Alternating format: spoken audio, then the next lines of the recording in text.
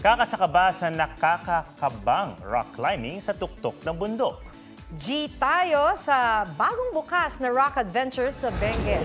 Bago makarating sa tuktok, puso mo muna ang mabilis na titibok. Bukod sa tibay ng sikmura, kailangan din tibay ng binti at braso.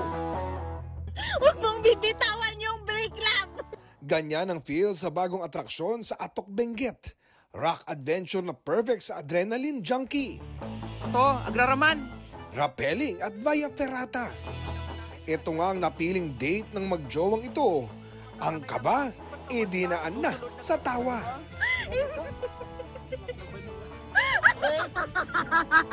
Akala ko may matay ako dun sa first pero buti naman hindi, na namuti lang. Habang nakabitin sa mga higanting bato na may taas na mahigit 15 metro. Breathtaking view ang masisilayan. Dagdagan pa ng malamig na temperatura. Huwag daw kabahan dahil makailang trials ang ginawa bago ito tuluyang binuksan. Mga professional din daw ang kanilang staff.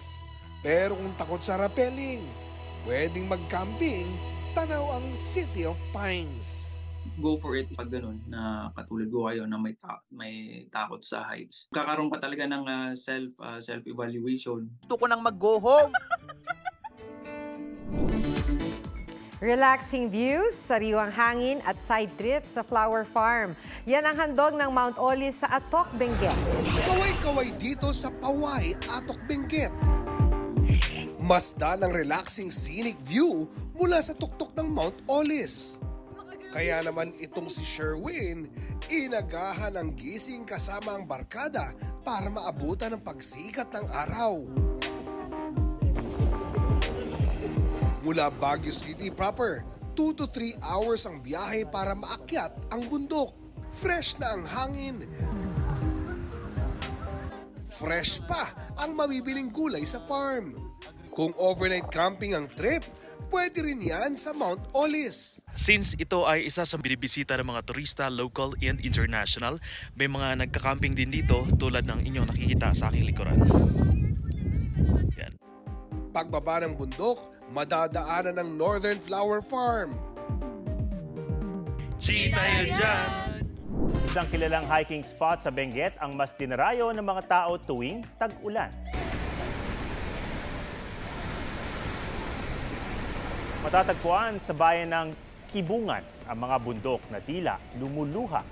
Nagkakaroon kasi ng maliliit na talon tuwing maulan. Sa natatanging ganda ng bulubundukin, itinuturing itong Switzerland of Benguet. Crying Mountains man kung tawagin, hindi lungkot, kundi biyaya ang dulot nito. Ang bumabagsak na tubig maaaring dumilig sa rice terraces na nasa mas mababang bahagi ng bundok. Saan mga adventure with nature? Mapachill bonding o extreme travel, G kaming sumama this summer. Ipadala lang ang inyong mga vacation videos sa aming Facebook page, State of the Nation-GMA News. Ang next getaway nyo, posibleng itampok namin. Tara, G!